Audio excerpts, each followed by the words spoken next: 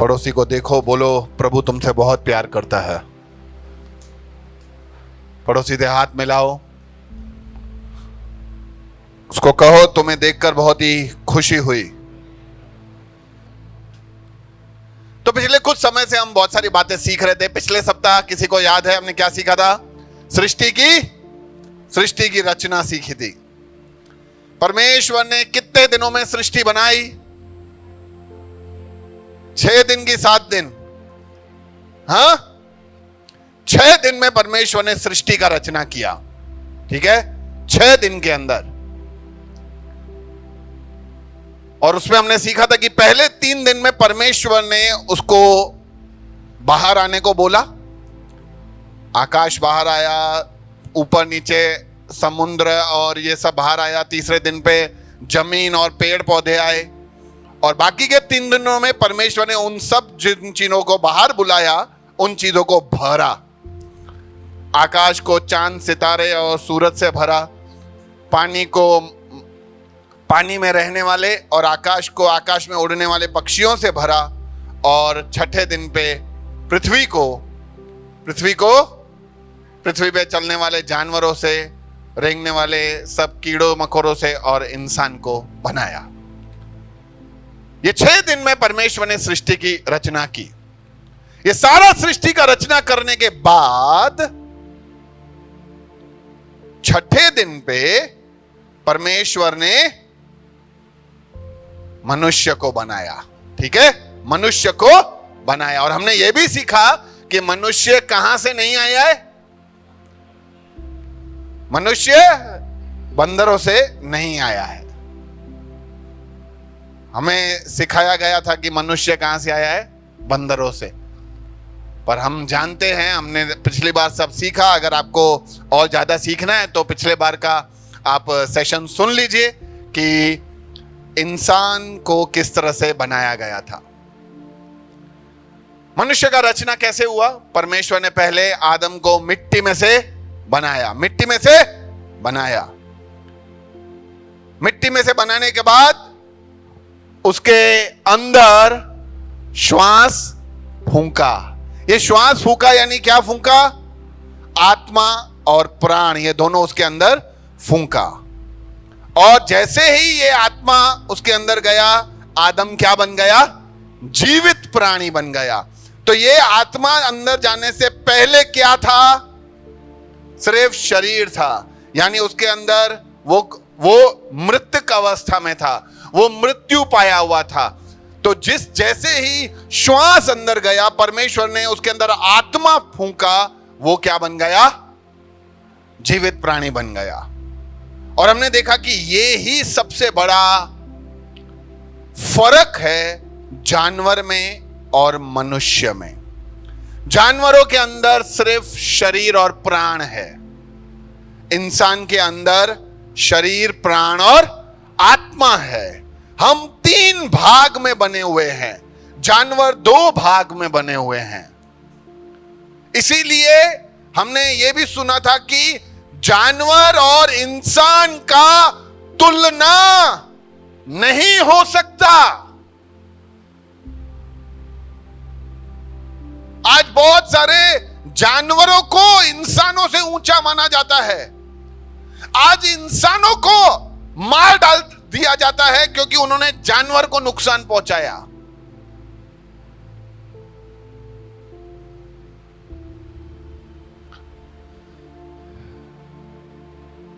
हर जानवर, बहुत सारे जानवर है, अभी तक तो हमने कभी देखे ही नहीं है।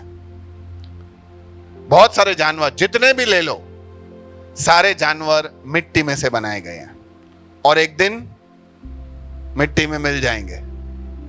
कोई जानवर ऐसा नहीं बोल सकता कि मैं अमर हूं, मैं अनंत के लिए जीने वाला हूं। बहुत सारे जानवरों का जीवन कुछ घंटों के लिए, कुछ दिनों के लिए, कुछ महीनों के लिए, कुछ सालों के लिए। कुछ जानवर 200-300 साल भी जीते हैं, जैसे कछुआ लंबा जीता है, लेकिन फिर भी एक दिन वो मर जाएगा और मिट्टी में मिल जाएगा। लेकिन इंसान अलग है। इंसान जानवर नहीं है। हम 3 भाग में हैं। जब इंसान को बनाया गया, ईश्वर ने जब इंसान को बनाया तो उसे 3 भाग में बनाया। पहले मिट्टी से बनाया, फिर उसके अंदर प्राण और आत्मा और प्राण उसके अंदर फूंका गया। क्या क्या फर्क है तीनों के बीच में? थोड़ा सा एक हल्का पाठ बता रहा हूं मैं। शरीर जो है, ये शरीर हमारे इस बाहरी संसार के साथ कनेक्ट करने के लिए काम में आता है। हम शरीर से परमेश्वर को नहीं छू सकते। ये हमारे अंदर 5 इंद्रियां हैं। कौन सी? 5 सेंसेस। आंख, कान, नाक, जीभ, स्किन, स्पर्श करने के लिए। इन 5 से जब हम इस संसार को देखते हैं, इस संसार को समझते हैं, वो सब शरीर से होता है। शरीर में ये हमारा पूरा का पूरा शरीर, हमारा ये नर्वस सिस्टम, हमारे सब सारे के सारे जो अंग बनाए गए हैं, वो सब इस शरीर के अंदर आते हैं। हम शरीर से इस सारे संसार के इन सब जो दिखने वाली चीजें हैं, उनसे हम थोड़ा कनेक्शन में रहते हैं। फिर उसके अंदर आता है, बाद आता है अंदर प्राण। क्या आता है? प्राण यानी अपना पर्सनैलिटी, अपना पर्सनैलिटी, हमारा व्यक्तित्व। जैसे अगर कोई पूछे कि कमलेश भाई कौन है, तो आप कैसे बताओगे कमलेश भाई कौन है? कोई भी सिंपल सा उदाहरण है, कोई आपको आके पूछे कि कमलेश भाई कौन है, तो उसका असली मतलब क्या बताओगे?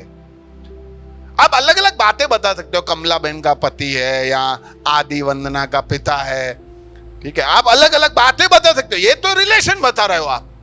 तो इनके आने से पहले कमलेश भाई कौन था, कैसे बताओगे?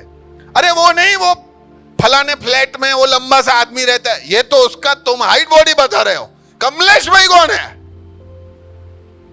समझे? तो हम जो एक व्यक्ति के पर्सनैलिटी के बारे में बताते हैं, वो हमारे प्राण है, जहां से हम हमारे डिसीजंस लेते हैं, जहां से हम हमारी इच्छाएं व्यक्त करते हैं, जहां पे हमारी भावनाएं होती है, जहां पे हम हमारे चाहत को दिखाते हैं, जहां पे हम हमारे सोच को बताते हैं। जैसे कमलेश भाई और मेरे को दोनों को खड़ा कर दो तो हम दोनों का हाइट सेम है, ठीक है, दोनों सेम दिख रहे हैं, दोनों पुरुष हैं, लेकिन दोनों का सोच, दोनों का समझ, दोनों की भावनाएं, दोनों का तरीका वो अलग अलग है। और यही चीजें हैं जो एक व्यक्ति को दूसरे व्यक्ति से अलग बना देती है। तो इसीलिए ये हमारा पर्सनैलिटी है। आप कभी देखो, 2 जुड़वा बच्चे जो होते हैं, शरीर में हूबहू सेम, शक्ल एकदम ऐसा सेम, पता ही नहीं चले, लेकिन फिर भी दोनों के चरित्र में, दोनों के भावनाओं में, दोनों के विचारों में वो फर्क होता है जो एक को दूसरे से अलग कर देता है। ये हमारी पर्सनैलिटी है, ये हमारा प्राण है। और तीसरा होता है आत्मा, जो ईश्वर के साथ संबंध बनाने में काम आता है, जो बनाया गया था ताकि हम सबसे गहरा रिश्ता उस सृष्टिकर्ता के साथ रख सकें। आज बहुत बार हम जब कोई अच्छा सा इमोशनल मूवी देखते हैं तो हमारे आंखों से आंसू बहने लगते हैं ना। कोई रोमांटिक मूवी देखा, प्यार में धोखा मिला, अपने को ऐसे दिल दुखता है।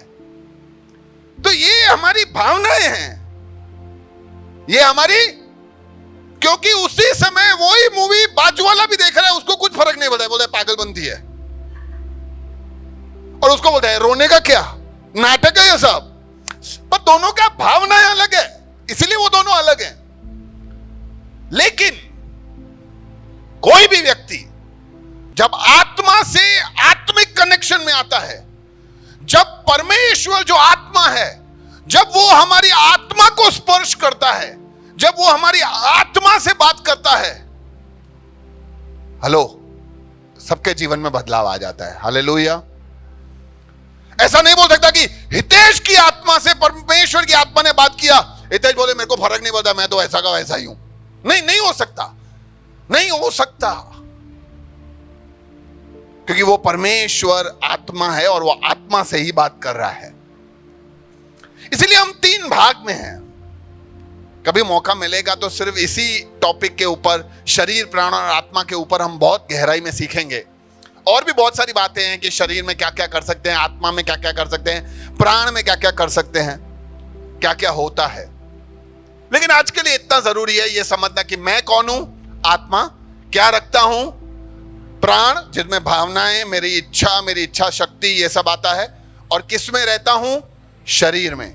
और जिस दिन मैं मरूंगा मेरा क्या इधर रह जाएगा, शरीर। क्योंकि बाइबल सिखाता है कि मरने के बाद मिट्टी में मिल जाएगा और आत्मा बनाने वाले के पास, ऐसा लिखा है, बनाने वाले के पास लौट आएगा, यानी वो ईश्वर के पास लौट आया जाएगा।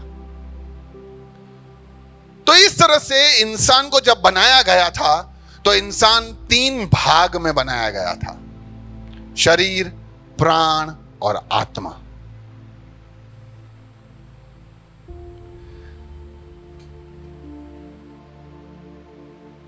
आगे क्या हुआ? पड़ोसी को बोलो, पता है आगे क्या हुआ? क्या बोला? नहीं पता है। देखो, पहले जब इंसान बनाया गया था ना, इंसान यानी आत्मा डायरेक्ट कनेक्शन में था किसके? परमेश्वर के।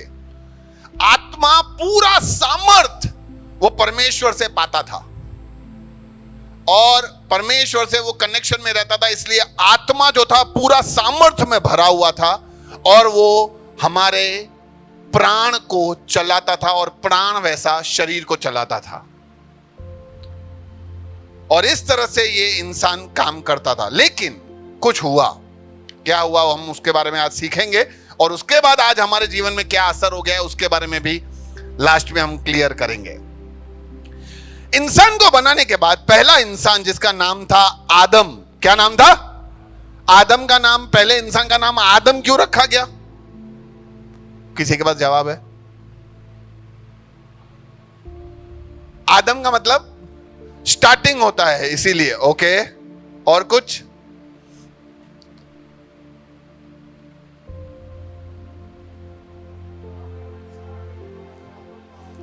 हाँ भाई, आदम है ना, तभी तो इंसान है, यो नहीं है वहीं। ठीक है, बढ़िया है। और कुछ? आदम का मतलब है मिट्टी। ठीक है, आदम का मतलब है मिट्टी, अर्थ, और वो मिट्टी में से बनाया गया था, इसलिए उसका नाम आदम। हर एक नाम के पीछे एक ईश्वर ने हर एक मतलब और एक मकसद रखा है। ठीक है, आज हम नाम दे देते हैं अपने हिसाब से, जो भी हमारे। इंसान जब परमेश्वर में आत्मा में भर जाता है, कनेक्शन में होता है, तब जो भी रखता है नाम उसका मतलब होता है।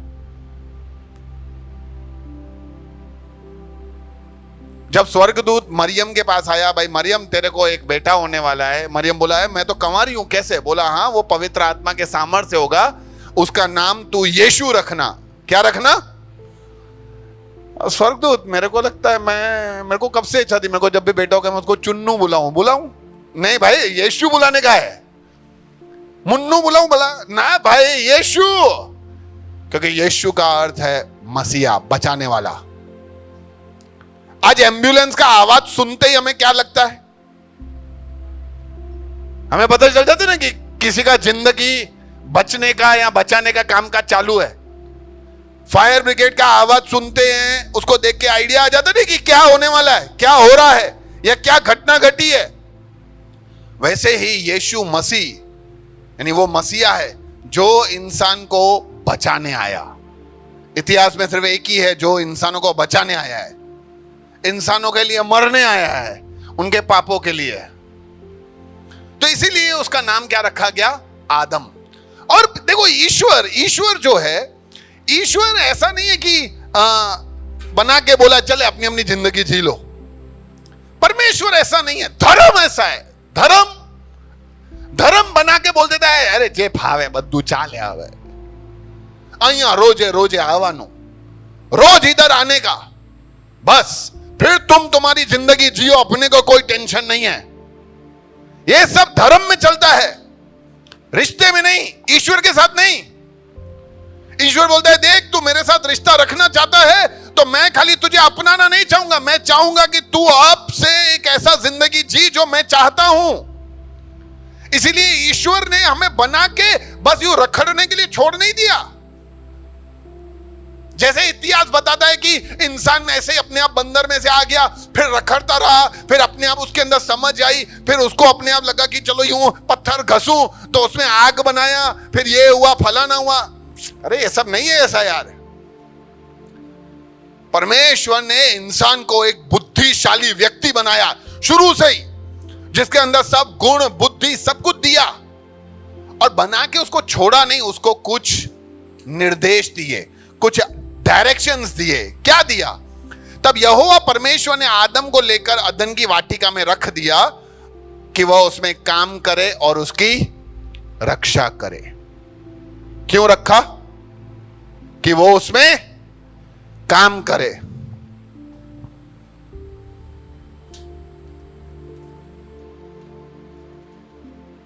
परमेश्वर ने हमें बनाया है कि हम काम करें। आज लोगों को गुरु बनना है, क्यों? आराम करें। परमेश्वर हमें चुनता है ताकि हम काम करें। परमेश्वर हमें अदन की वाटिका में रखता है कि हम काम करें। पड़ोसी को देखो, बोलो तुम सबको एक अदन की वाटिका में रखा गया है। तुम्हारा घर, तुम्हारा घर, सारे पुरुष सुन रहे हैं, तुम्हारा घर जहां पे तुम्हें रखा है। कभी ऐसे सोचते हो ना कि मैं कभी यार वहां पैदा हुआ होता तो, फलाने के घर पैदा हुआ होता तो। अरे भाई, परमेश्वर को यही जगह तुम्हारे लिए सबसे सही लगा है, क्योंकि यहीं पे वो तुमसे रखे, तुम्हें रखकर तुमसे काम करवाएगा, ताकि उस परिवार का रक्षा सिर्फ तुम कर सकते हो। जीतू भाई सुन रहे ना, तुम्हारे परिवार का रक्षा सिर्फ तुम कर सकते हो, इसलिए प्रभु ने तुम्हें वहां रखा है। कभी कभी लोगों को लगता है कि मेरा वजूद नहीं है, मेरा व्यक्तित्व नहीं है, मेरा अस्तित्व नहीं है, मैं तो कचरा हूं इस घर में, मेरी औकात क्या है, सब मेरे को। अरे भाई, ऐसा सब मत सोचो। तुम प्रभु के संतान हो। जब प्रभु तुम्हें वहां रखता है, तुम्हारा उपस्थिति वहां सब माहौल को हिला देता है, क्योंकि तुम अकेले नहीं, तुम्हारे साथ प्रभु भी खड़ा रहता है।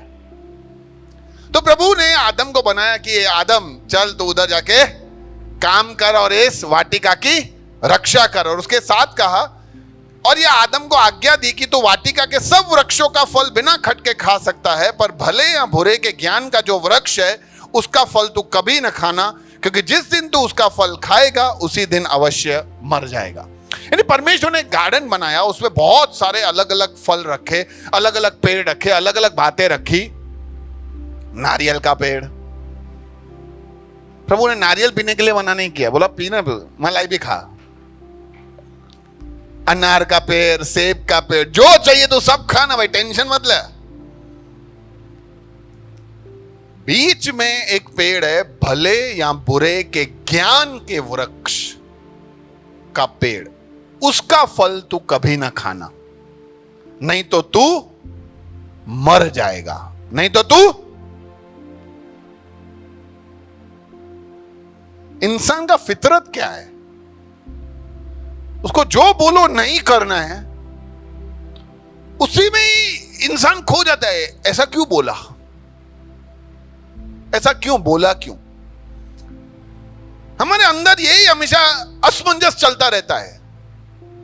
अभी मैं समझो ये हिमांशु को बोल दूं ना, हिमांशु वो रूम के उस साइड पे तू मत जाना, हाँ आज का दिन। ओके भैया, ऐसा बोलेगा जरूर, लेकिन उस समय से लेके एंड तक उसके मन में चलता रहेगा, ऐसा बोला क्यों, उसमें क्या है? ए कुमार, तेरे को पता है वो रूम के उस साइड पे क्या है? भैया ने मेरे को ना बोला है, तेरे को पता है? तू जाना देख के तो है क्या, मेरे को बता तो सही। यानी इंसान ऐसा हो जाता है जो ना बोलो वो ही करने के लिए ललचाता रहता है।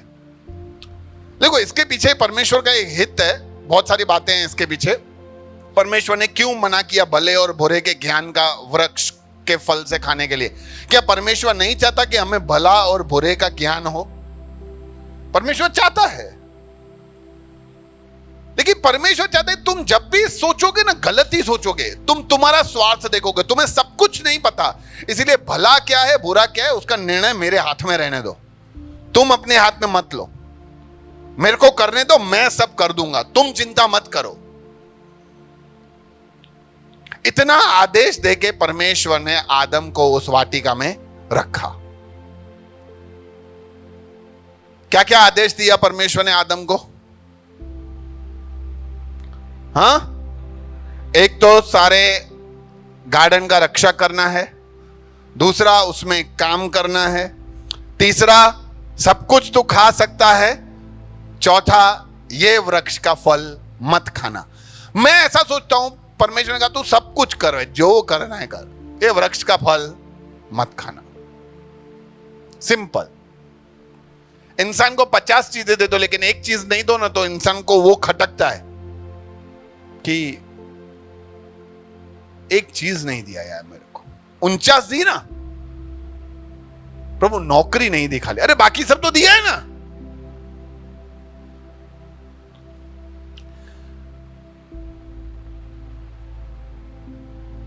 कितने लोगों ने नया फोन खरीदा इन दिनों में, लास्ट 1 महीने में?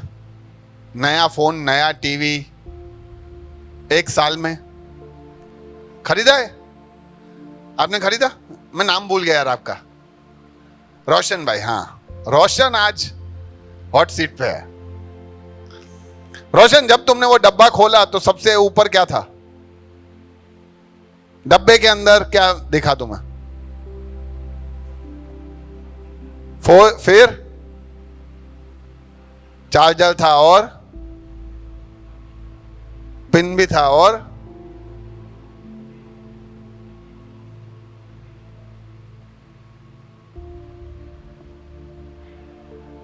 क्या था? फाइबर का कवर था। ओके, बस खत्म ना। देखो सब कुछ था, इससे सब बताया, लेकिन एक और चीज थी इसने बताया नहीं। एक किताब था उसके अंदर जिसके अंदर ये लिखा हुआ था कि ये फोन कैसे और इससे कौन सी चीज को सबसे पहले फेंका, वो किताब मतलब फेंका नहीं, मतलब अभी तक खोल के भी देखा एक बार है, जवाब है, मेरे को पता है मेरे को सब कैसे वापरने का है, समझे? नहीं आप नहीं, मैं भी होता मैं भी वही करता है, मेरे को सब पता है क्या करने का है। लेकिन उस फोन के अंदर ये फोन का किताब किससे डाला है? वो कंपनी ने, कि ये फोन को कैसे इस्तेमाल करने का। तो परमेश्वर ने जब इंसान को बनाया तो इंसान को कैसे जीना है वो क्या नहीं बताएगा? ये उसने देके रखा है, परमेश्वर का वचन, कि इंसान को कैसे जीने का पूरा का पूरा आदेश निर्देश देके रखा है कि हम लोगों को किस तरह का जीवन जीना चाहिए। परमेश्वर ऐसे ही बना के हमें छोड़ नहीं देता। फिर आदम को बना के भी परमेश्वर ऐसे आदम को देख रहा था। आदम बेचारा यूं घूमता था, कभी फल कोई तोड़ के खाता था, कभी यूं स्विमिंग करता था। ठीक है, आपको लगता है आदम स्विमिंग करता होगा?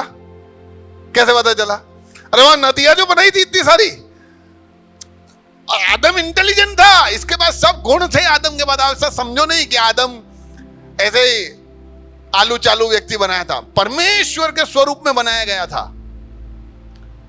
फिर परमेश्वर ने आदम को बोला कि आदम देख यार, तू अकेला है ना, मुझे मजा नहीं आ रहा है, ऐसा कर, मैं तेरे पास सारी सृष्टि के सारे जानवरों को भेजता हूं, सबको भेजता हूं, तेरे को जो तेरे साथ मैचिंग लगता हो ना, उसको तू अपने पास तेरा साथी बना के रख देना।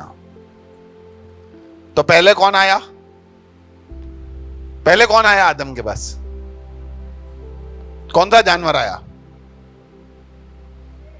हाँ, शेर आया। चलो भाई, लीला ममता बहन को ऐसा हुआ है कि शेर आया। भाई शेर, तो आदम को अच्छा लगा शेर? नहीं। फिर कौन आया? हाथी, फिर घोड़ा, फिर बंदर भी आया। उसको देखे वो लगा यार तो थोड़ा थोड़ा लग तो रहा है, 2 पैरों पे चल के आया है, तो भी तेरे साथ मजा नहीं आया। मनुष्य ने पालतू जानवर, आकाश के सभी पक्षी, जंगल के सभी जानवरों का नाम रखा। मनुष्य ने अनेक जानवर और पक्षी देखे, लेकिन मनुष्य को कोई ऐसा सहायक नहीं मिला जो उसके योग्य हो। कभी कोई आपसे पूछे कि ये सब जानवरों और पक्षियों का नाम किसने रखा है, तो आप क्या बोलोगे? आदम ने। अब आपको पता चला आदम कितना इंटेलिजेंट था, सबका नाम रखा है, अलग अलग नाम। तो इस तरह से आदम ने सारी सृष्टि का नाम रखा, लेकिन कोई भी उसके साथ उसको मैचिंग नहीं हो रहा था। बहनों में से कोई बताएगा क्यों?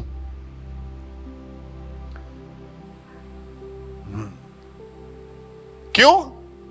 क्योंकि उसमें आत्मा नहीं है। इंसान के अंदर आत्मा है, जानवर के अंदर, इसलिए दोनों का कोई मेल नहीं हो सकता। इसलिए दोनों का कोई मेल नहीं हो सकता। फिर परमेश्वर ने क्या किया? आदम को गहरी नींद में सुला दिया। क्या किया? गहरी नींद में सुला दिया। और फिर उसकी पसली, उसके यहां से एक पसली निकाली और उस पसली में से एक स्त्री बनाई और स्त्री बना के आदम को उसका सहायक बना के दिया।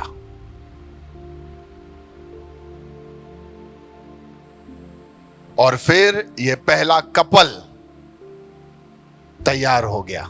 आदम के साथ कौन आ गया? हवा। अब सवाल यह है कि यार ये आदम को नींद में क्यों डाला?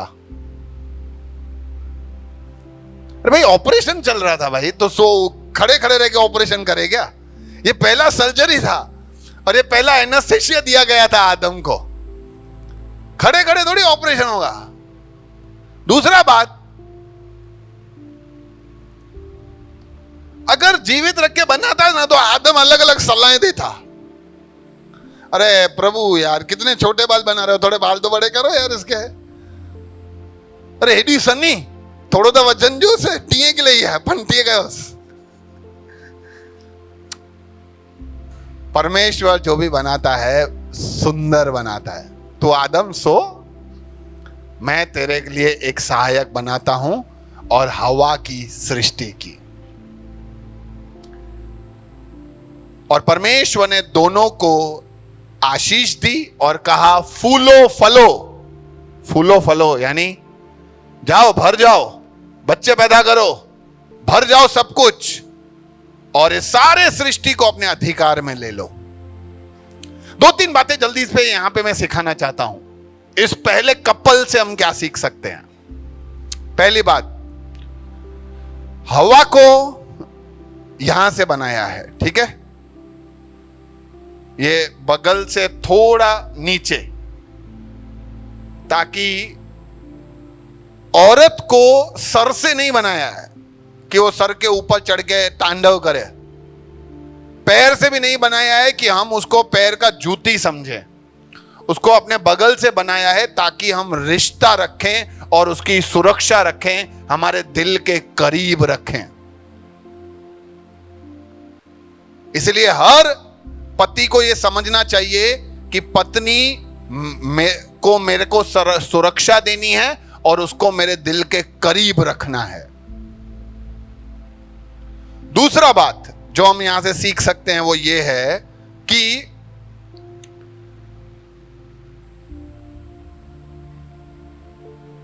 हवा को सहायक बनाया गया था। क्या बनाया गया था? सहायक, नौकर नहीं। तो पत्नी सहायक है, नौकर नहीं है। अधिकांश जगहों पे, विशेष करके हमारे देश में हम ऐसा देखते हैं कि औरत को बड़ा ही छोटा दर्जा दिया जाता है। उससे ज्यादा पूछ परछ नहीं की जाती। मर्द ही या पति ही सारे निर्णय ले लेता है। तो ये आदत बदलने का जरूरत है कि पत्नी मेरा हिस्सा है, इसलिए मुझे एक दूसरे से पूछकर ही निर्णय लेना चाहिए। वो नौकर नहीं है जिसको मैं आदेश दूंगा, वो मेरी सहायक है जिससे मैं चर्चा करूंगा। ऐसा हमारा रवैया होना चाहिए। तीसरा बात जो हम सीख सकते हैं वो ये है कि परमेश्वर ने सबसे पहले पति पत्नी बनाया है।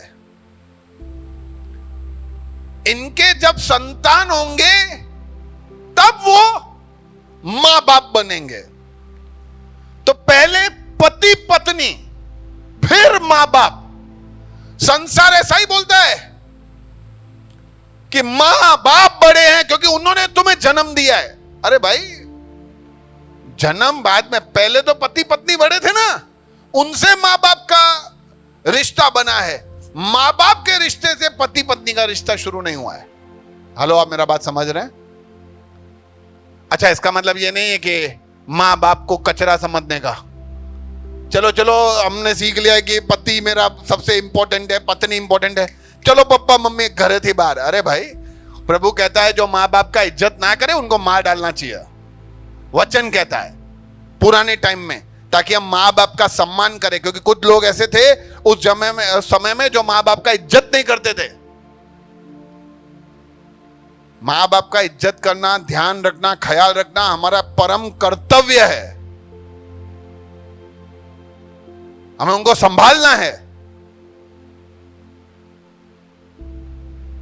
पर पत्नी को नीचे नहीं करना है, पति को नीचे नहीं करना है। दोनों मिलकर सारे परिवार को संभालेंगे। हालेलुया। तो इस तरह से इंसान की सृष्टि हुई और इंसान एक कपल बना, और वो कपल अलग अलग तरीके से कामकाज, और इस पूरे बगीचे का साथ में अब दोनों वॉकिंग पे जाते होंगे, ट्रैकिंग पे जाते होंगे, मजे से जिंदगी जी रहे थे। फिर कुछ हुआ। फिर क्या हुआ? कुछ हुआ जिसको बोलते हैं हम प्रलोभन। क्या बोलते हैं? प्रलोभन। अब थोड़ा ध्यान से सुनना, समझना। बहुत सारे लोगों को बहुत सारी शिकायतें अपने जीवन से, ये शुरुआत यहां से हुआ है। बाइबल में एक और व्यक्ति के बारे में उल्लेख है, स्वर्गदूत के बारे में, जिसका नाम है शैतान। जिसको क्या बोला जाता है? शैतान। शैतान के बारे में और मैं चर्चा करूंगा आने वाले दिनों में, लेकिन आज हम समझें कि हम सबका एक विरोधी है जो है शैतान। हम सबके बारे में हमेशा अच्छा सोचने के लिए परमेश्वर, और हमारे बारे में निरंतर बुरा सोचने वाला व्यक्ति है शैतान। और वो शैतान सांप बनकर आता है और स्त्री के पास आकर बोलता है, हे स्त्री, क्या परमेश्वर ने सचमुच तुमसे कहा है कि तुम बाग के किसी पेड़ से फल ना खाना? आगे क्या करता है वो? किससे पूछता है? स्त्री से पूछता है। देखो, ये शैतान है ना, जो हम सबका विरोधी है, जो हमें लालच देता है, हमें पाप में गिराता है, जिसका एक ही मकसद है कि हम ईश्वर से दूर हो जाएं। उसका सबसे बड़ा कमजोरी बता देता हूं मैं तुम्हें। उसका सबसे बड़ा कमजोरी यह है कि हम प्रभु से क्या बात करते हैं उसको पता नहीं चलता है, और प्रभु हमसे क्या बात करता है उसको पता ही नहीं चलता है। वो तुक्के मारता है। क्या करता है? तुक्के मारता है खाली। प्रभु ने जो आदम को सिखाया था कि देख भाई, तू सब फल खाना, खाली ये बगीचे का फल मत खाना, तो ये शैतान को पता नहीं है। शैतान उधर आके ऐसे ही घूमता होगा, दिखता होगा, ये आदम है, ये खा रहा है, ये भी खा रहा है, वो भी खा रहा है, ये 4-5 पेड़ के फल अभी तक उसने खाए नहीं है, ये भी उसने नहीं खाया है। क्यों नहीं खा रहे ये लोग? कितना टाइम हो गया यार, 1-1.5 साल हो गया, ये अभी तक खा नहीं रहे हैं। चलो आज जाके ऐसा थोड़ा तुक्का लगाता हूं। फिर कोई एक तुक्का जाके लगाया, अरे स्त्री, प्रभु ने तुम्हें ऐसा बोला है ना कि ये सब फल नहीं खाने के, खास करके ये वाला फल बीच बीच में लगा है। तुक्का है। उसको ऐसा नहीं बोलता कि नहीं खाना है, क्यों नहीं खाना है, ऐसा बोला है। वो उससे पूछता है, तुक्का मार रहा है। शैतान हमारे पास भी आके तुक्के मारता है। हारने वाला है ना, भी सत्यानाश हो जाएगा, तेरे जिंदगी का कचरा, तेरा जिंदगी बर्बाद है। भैया को पता चलेगा तो, पास्टर को पता चलेगा तो तेरा तो वाट लग गया, तू फेल हो गया है। अब जिंदगी में तू क्या करेगा? तू स्कूल में कैसे मुंह दिखाएगा? तू घर में कैसे मुंह दिखाएगा? अपने आप को खत्म कर दे। ये सब आके तुक्के, ये सब आके गलत बातें हमारे मन में कौन भरता है? शैतान, ताकि हम हमारे जीवन को खत्म करें और परमेश्वर के पास ना आए। ये दूसरा धर्म है। ये किसके पास जा रहे हो? तुम अपना ईश्वर छोड़ रहे हो। अरे भाई, ईश्वर सबका एक ही है, कोई अपना पूरा पराया नहीं है। ये सब आके हमारे मन में भरता है, वो ऐसे शक पैदा करता है। तो हवा ने उसको कहा, स्त्री ने सर्प से कहा, इस वाटिका के वृक्षों का फल हम खा सकते हैं? अरे नहीं नहीं, अरे चर्या हुआ है क्या? ऐसा सब क्यों पूछ रहा है?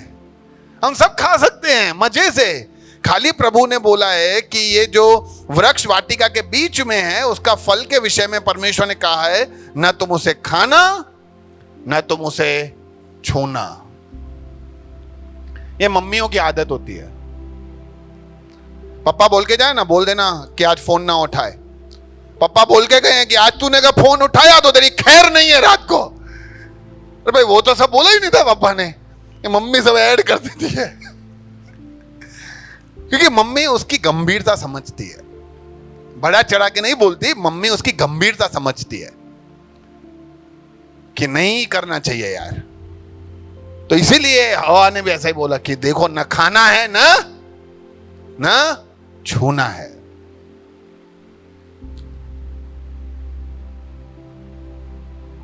फिर आगे भी कहती है कि तब सर्प ने स्त्री से कहा कि तुम निश्चय न मरोगे, वरन परमेश्वर आप जानता है कि जिस दिन तुम उसका फल खाओगे, उसी दिन तुम्हारी आंखें खुल जाएगी और तुम भले और बुरे का ज्ञान पाकर परमेश्वर के समान हो जाओगे। स्त्री ने कहा कि परमेश्वर ने कहा है कि इसका फल मत खाना, नहीं तो तुम मर जाओगे। सांप क्या बोलता है? शैतान क्या बोलता है? कि नहीं मरोगे, बल्कि तुम ईश्वर के समान हो जाओगे।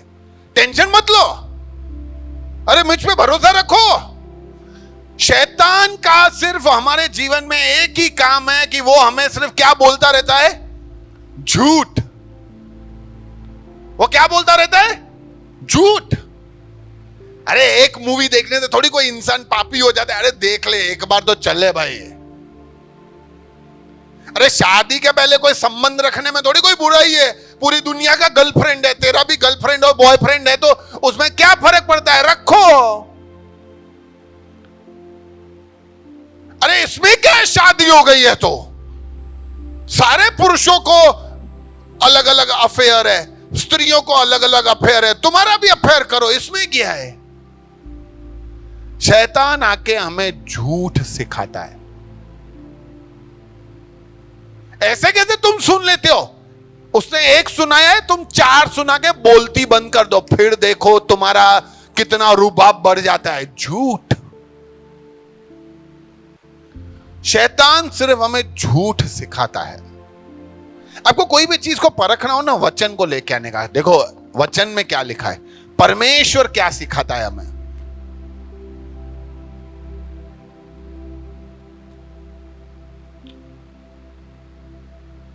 OnePlus का फोन लेके आए हो, उसका चार्जर पड़ा हुआ है, वही चार्जर सैमसंग में भी लग जाता है ना। अरे सेम ही है, हम ऐसा ही बोलते हैं, सेम ही है, लगा दो चार्जिंग हो जाएगा, और चार्जिंग शुरू भी हो जाता है। लेकिन हमें नहीं पता है कि वो हमारे फोन को कितना नुकसान पहुंचाएगा, क्योंकि उसको दूसरी कंपनी वाले ने नहीं बनाया है। जिसका फोन है, चार्जिंग किसी और से कर रहे हो, सत्यानाश कर दोगे। तो कभी कभी हम सत्संग में जाते हैं ना, कोई वहां पे कुछ अच्छा बात बोलते हैं, हाँ मजा आया, इधर मजा आया, बहु मजा आवे छे। अरे भाई थोड़ा चार्जिंग हो रहा है, लेकिन सत्यानाश हो जाएगा तुम्हारा। ये शैतान भी वहां स्त्री को सिर्फ झूठ सिखा रहा था। भाइयों में से कौन बताएगा क्या झूठ था? क्या झूठ बोला शैतान ने? परमेश्वर के तुल्य हो जाओगे। कैसे झूठ था वो?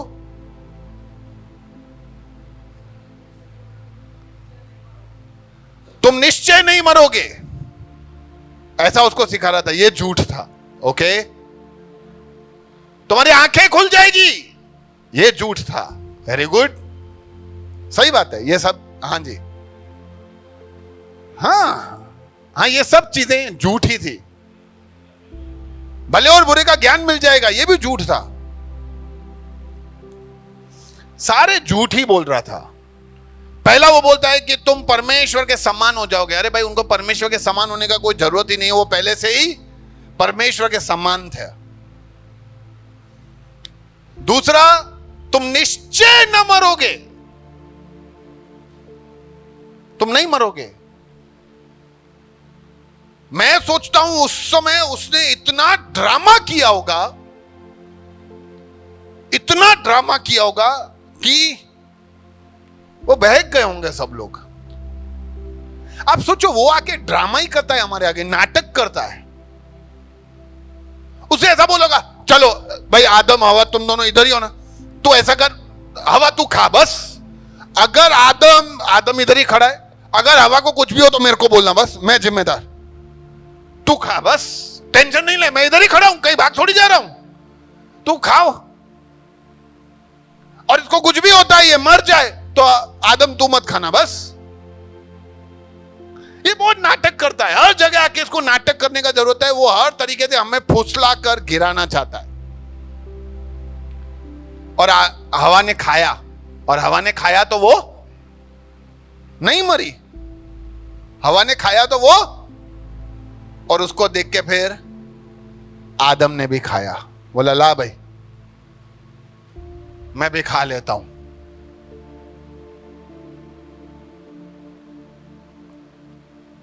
और शैतान बोला, देखा कौन झूठ बोल रहा था, मैं कि परमेश्वर?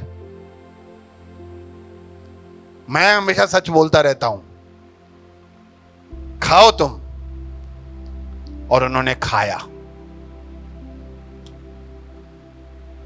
क्या गलत किया उन्होंने? क्या गलत किया? आज्ञा का उल्लंघन किया। हम हमेशा सोचते हैं कि बस ये क्या है, छोटा आज्ञा ही तो नहीं माना यार, इसमें क्या। आप समझो, ईश्वर का आज्ञा न मानना वो पाप होता है। क्योंकि परमेश्वर का वचन कहता है, जो कोई पाप करता है वह परमेश्वर के नियम को तोड़ता है, और नियम को तोड़ना ही पाप है। नियम को तोड़ना ही पाप है।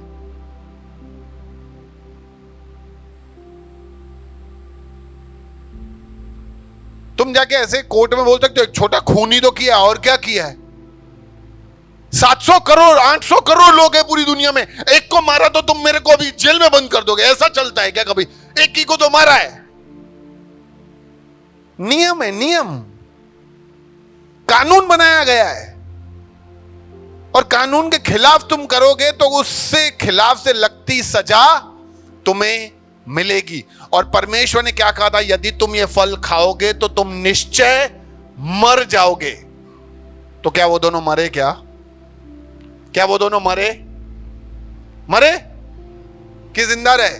बाइबल ऐसा सिखाता है कि आदम करीबन 900 साल जिया, तो फिर मरा तो नहीं? मरा क्या? उसके बाद परमेश्वर आके पूछता है, आदम कहां है तू? आदम बोला, हम ये पेड़ के पीछे छिप गए हैं। अच्छा, बनाने से पहले, ये फल खाने से पहले आदम और हवा दोनों नंगे थे, लेकिन उनको शर्म नहीं आता था। लेकिन तुरंत जैसे उन्होंने फल खाया, उन्होंने बोला, अब नंगे हैं, लाओ पत्ते लाओ। पत्तों से अपने आप को कवर कर दिया, और अपने आप को पत्ते सीके अपने लिए कपड़े बना दिए। और फिर परमेश्वर जैसे जो उनसे मिलने आता था, उनसे पूछा कि आदम क्या छे? वो संताई गयो छू, मैं छिप गया हूं। तो परमेश्वर ने पूछा, तू क्यों छिप गया है? बोला क्योंकि मैं नंगा हूं। अरे तेरे को कैसे पता चला तू नंगा है? क्या तूने वो फल खा लिया? अरे मैंने नहीं, जे तूने बना के दिया ना मेरे को, ये हवा, इसने मेरे को खिलाया है। हवा से ये क्या किया तूने? मैंने नहीं, ये पहला शैतान आया ना। ये सबसे बड़ी, देखो ये सब चीजें पहले नहीं थी, हमारे जीवन में अब आ गई है जब से हमने वो परमेश्वर के खिलाफ काम किया, पाप किया। इसीलिए अब हम ब्लेम गेम खेलते हैं हमेशा। परमेश्वर का जब सामर्थ हमारे ऊपर गिरता है, हम सही व्यक्ति बनते हैं, तब जब कोई हमारी गलती निकालता है तो हम क्या बोलते हैं? हाँ यार मेरे से गलती हो गई है, मैं सुधारने की कोशिश करूंगा।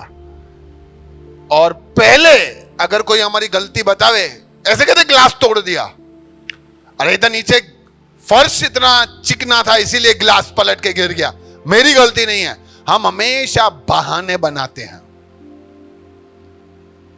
और उन्होंने अपने आप को पत्तों से ढक दिया। लेकिन परमेश्वर हमेशा से ही हमारा चाहने वाला, हमसे प्रेम करने वाला था।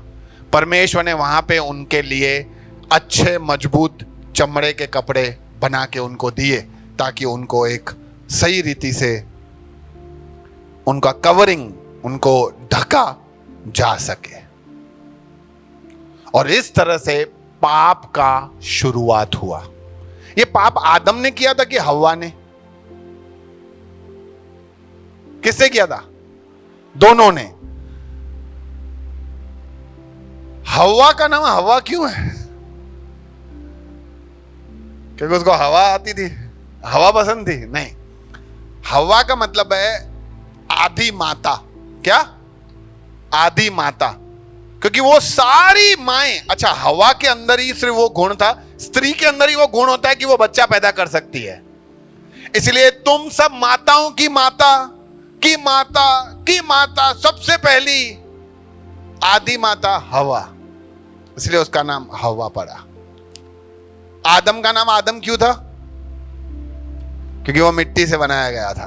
ओके, तो इस तरह से क्योंकि आदम और हव्वा पहले पापी कपल से जितने भी बच्चे पैदा हुए उन सब से हम आए हैं, तो हम सब भी कौन हैं? पापी व्यक्ति हैं। प्रभु परमेश्वर ने मनुष्य और उसकी पत्नी को चमड़े के वस्त्र बनाकर पहनाए। 5 मिनट और। हाँ, अब क्या हुआ? ये पहले क्या होता था? पहले क्या था? हम कैसे बनाए गए थे? प्राण, शरीर, आत्मा। पहले ये जो हमारा आत्मा था, देखो ये जो हमारा जो व्यक्तित्व है ना, हमारा पर्सनैलिटी है, हम सब जो काम करते हैं ना, हमारे इमोशंस हमारी पर्सनैलिटी के हिसाब से करते हैं। Mind, will and emotions. अब देखो, शरीर को कैसे चलाना है ये शरीर तय नहीं करता है, ये हमारा प्राण तय करता है कि कैसे चलाना है। और ये प्राण को कौन चलाता है? देखो, प्राण को जो पावर देता है ना, वो प्राण उसके हिसाब से चलता है। ये जो आत्मा है, आत्मा, ये समझो एक बहुत बड़ा टॉरेंट का पावर हाउस है, उससे तुम्हें डायरेक्ट करंट मिलता है प्राण को, तो प्राण कैसा चलेगा?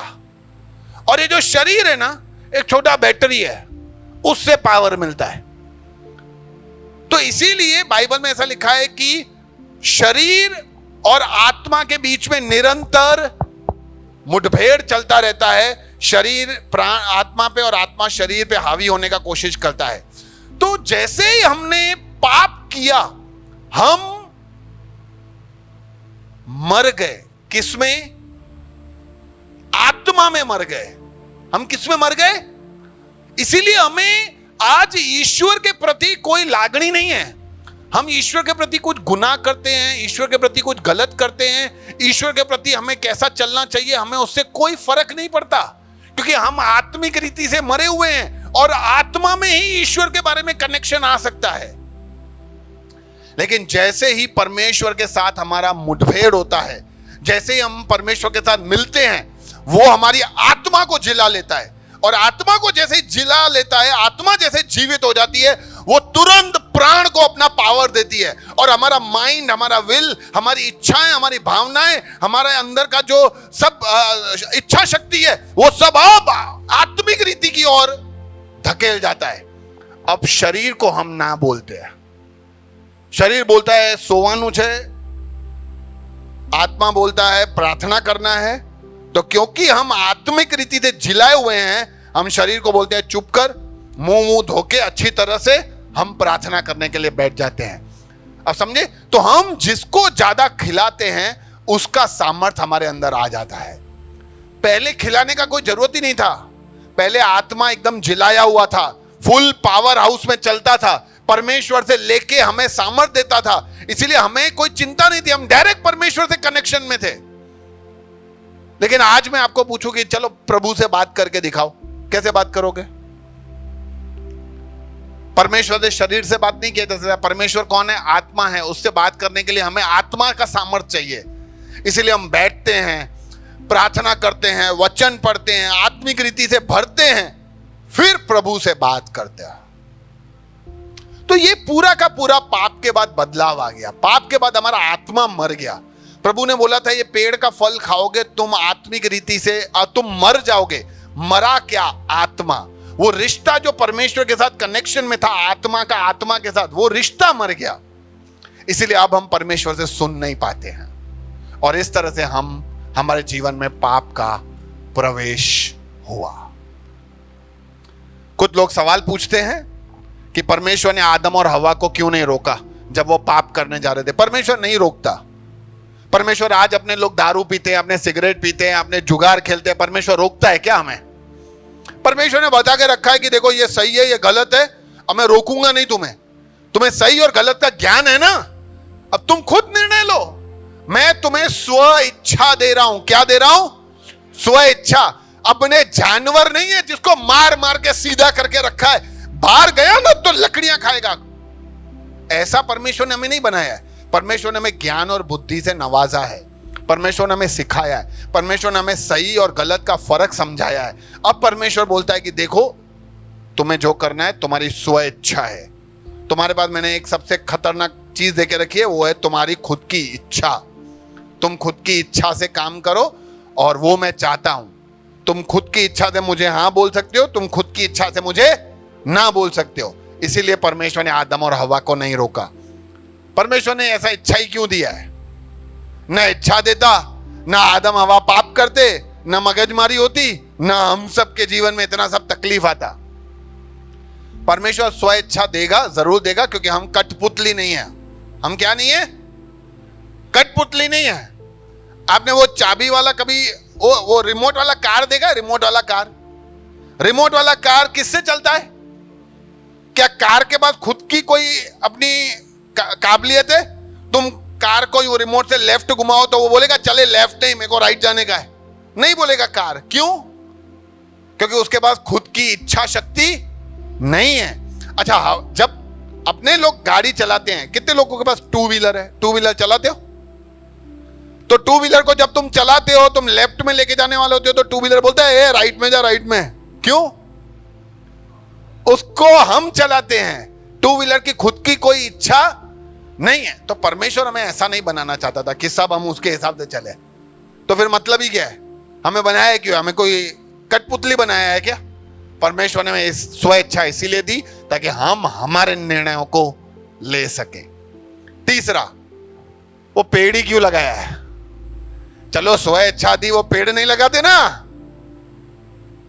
पेड़ लगाया इसीलिए तो सब लफड़ा हुआ है। पेड़ नहीं लगाने का था प्रभु। देखो, पेड़ लगाना जरूरी इसीलिए था क्योंकि परमेश्वर प्रेम को दर्शाता है। परमेश्वर हमें चुनाव का मौका देता है, चुनाव का मौका। आज ये रोशन ने सब कुछ सुना। आज जो ये पीछे सब भाई है, भगवान भाई ने, हरेश भाई ने, उनके पत्नी ने, उनके परिवार ने, राम भाई ने, लीला बहन ने, इन सब ने, प्रीति बहन ने, इन सब ने ये सच्चाई को सुना। अब जब ये जैसे ही ये अंदर आए, ये गेट के अंदर आए, ये दो लोग जो ये पीछे दो लोग बैठे, दो लेडीज, दोनों के ऊपर बंदूक रख दी। जो भी पूछे हाँ हाँ बोलना, नहीं तो तुरंत इधर बंदूक का नली तुम्हारे इधर, ये गोली मार देंगे। तो अभी मैं इधर से प्रीति बहन को पूछा, प्रीति बहन सब समझ में आ रहा है? हाँ। रोशन भाई सब, अरे भैया हाँ हाँ सब समझ में आ रहा है, सब समझ में आ रहा है, खाली बाहर जाने दो यार इधर से। ये हाँ क्यों बोल रहे हैं?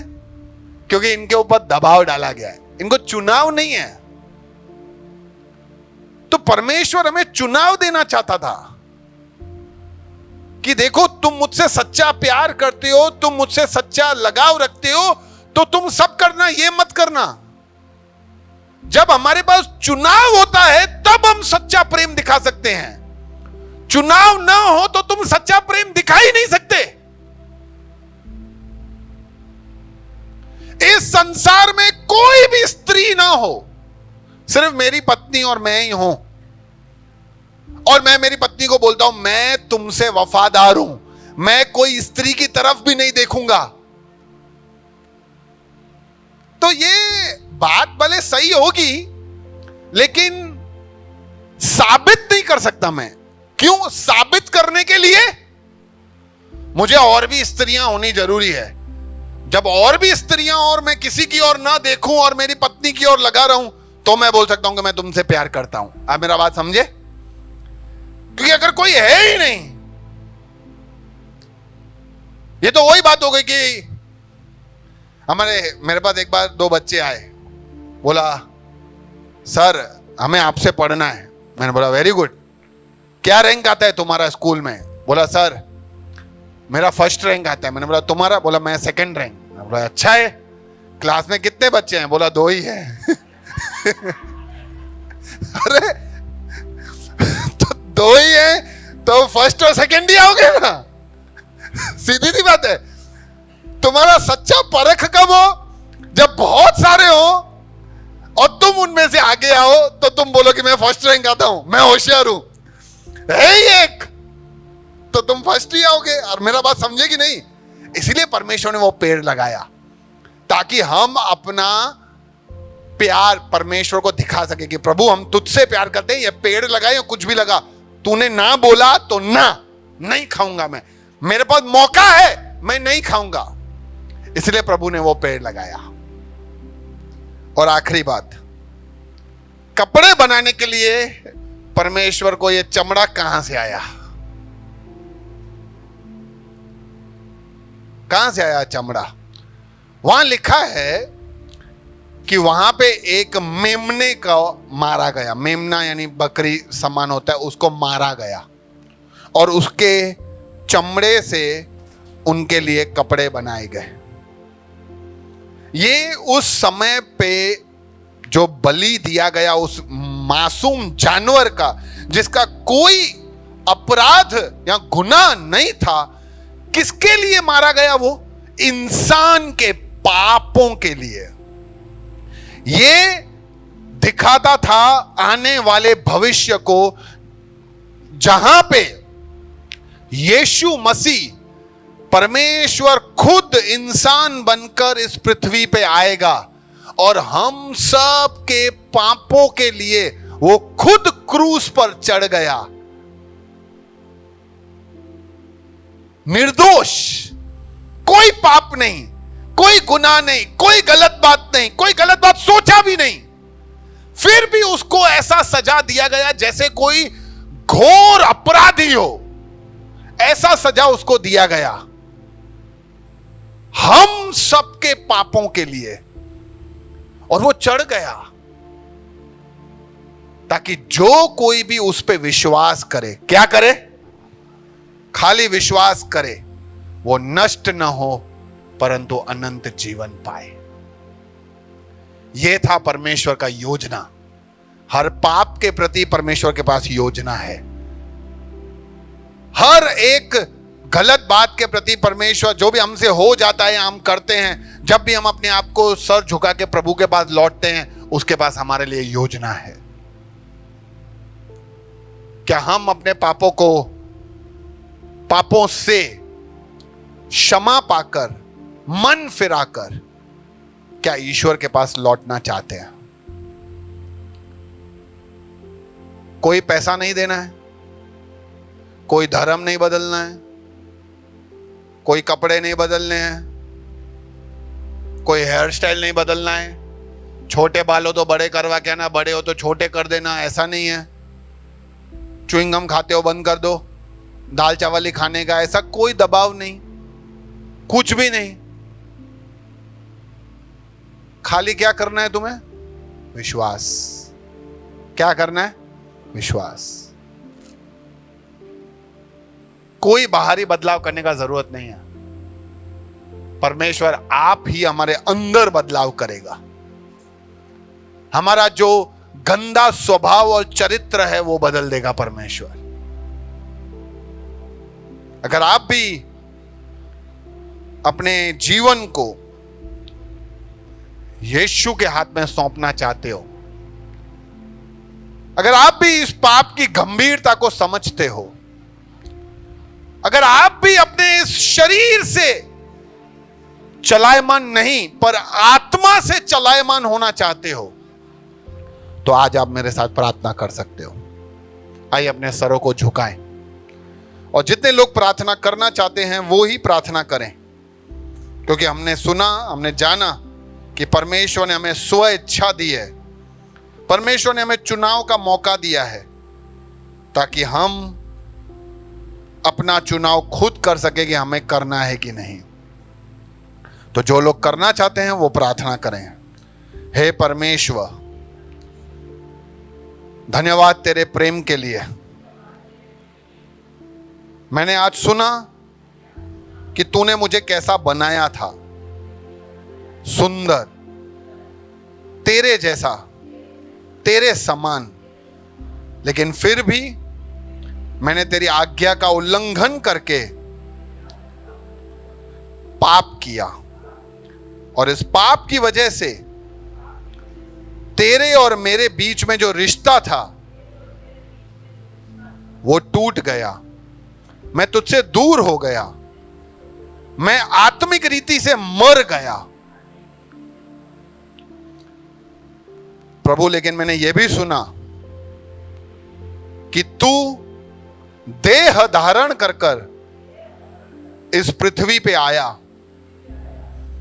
तूने मेरे लिए, मेरे पापों के लिए, मेरे गुनाहों के लिए, मेरे गलतियों के लिए अपने आप को क्रूस पर दे दिया ताकि मेरी सजा तुझे और तेरा जीवन मुझे मिल सके। प्रभु, तूने कहा जो ऐसा विश्वास करते हैं वो नष्ट न होंगे। प्रभु, मैं विश्वास करना चाहता हूं। मैं मेरा जीवन तुझे देना चाहता हूं। मैं भी आत्मिक रीति से जीवन पाना चाहता हूं। मैं भी पाप के ऊपर विजयंत होना चाहता हूं। प्रभु, तेरे शरण में आ रहा हूं। मुझे अपना लेना, मुझे बदलना। धन्यवाद देता हूं। यह प्रार्थना मेरे बनाने वाले सृष्टिकर्ता के नाम से मैं मांगता हूं। आमीन। परमेश्वर, जैसा इन लोगों ने प्रार्थना किया, जैसा इनके दिल की इच्छा है, तू जानता है और तू इनके साथ वैसा होना, इनके साथ वैसा करना, होने देना प्रभु। हालेलुया। धन्यवाद के साथ इन सबको आपके हाथ में सौंपते हुए प्रार्थना यीशु के नाम से मांगता हूं। आमीन।